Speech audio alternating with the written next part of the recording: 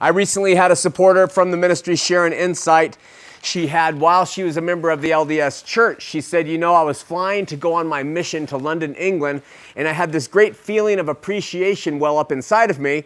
And then she went on to identify this feeling as patriotism. But she realized at the same time that this was the very same feeling she had toward her family. Feelings of patriotism, feelings toward her family.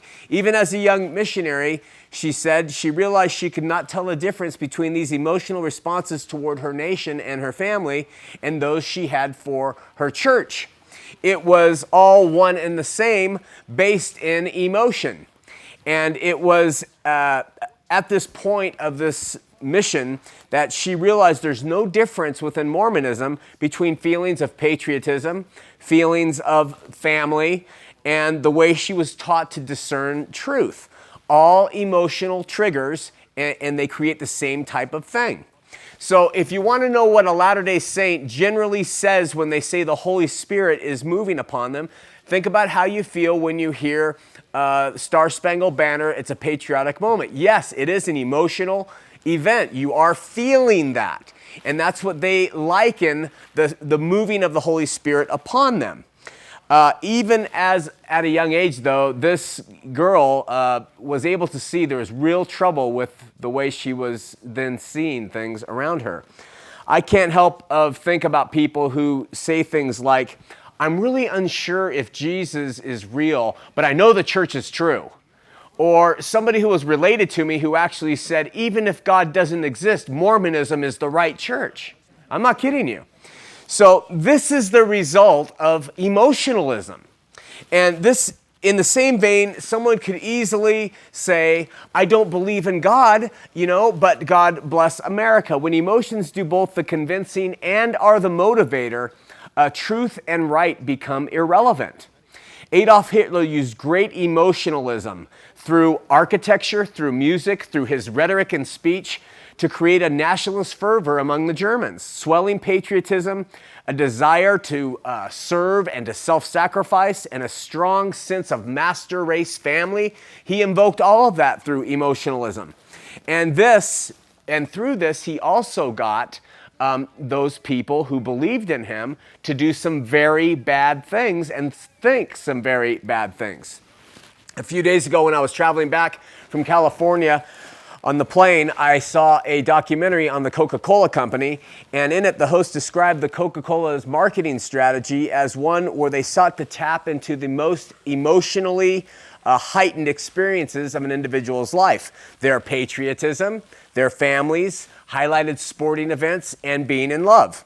Coca-Cola seeks to produce a lump in the throat, the kind we get when we see Mean Joe Green coming off the football field and a little boy says, "Here, Joe," and Joe takes it and he drinks, and then he's so happy that the kid gave him he throws him his towel, and we're all crying there, and saying, and then drink Coke, it's this emotionalism.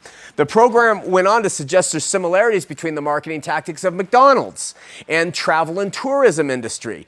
All of them use touching imagery and filtered lighting and emotional phraseology and soft, lilting music, family, and images of love. And I state something I often do.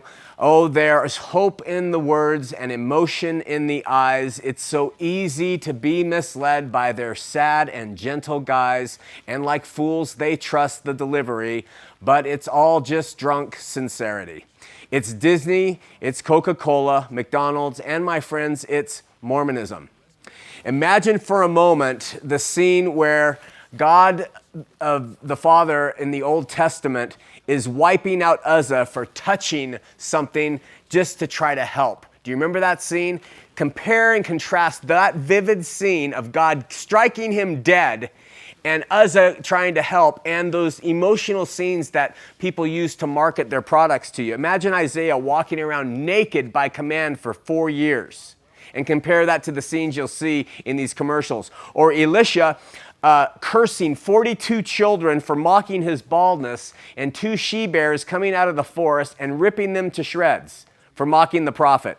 Picture John the Baptist, filthy, unshaven, standing there in camel's hair coat and ripping the heads off grasshoppers as he is doing what he was called to do. Then think of Jesus and hear the sounds of the whip across his back, of the nails being pounded through his hands, of the blood and the dirt and suffering. My friends, God is real. He is historical. He's not soft lighting. He's graphic. He's unafraid. And he didn't package even himself in a blonde-haired, blue-eyed, perfectly fit frame when he came and took on a body to save us. He packaged himself in what Isaiah said was something that no man would desire. Jesus said, "Peace I leave with you, my peace I give unto you, not as the world give I unto you." This peace that comes is not what the world gives you. It's not these marketing strategies. And with this, consider those things, and let's have a prayer.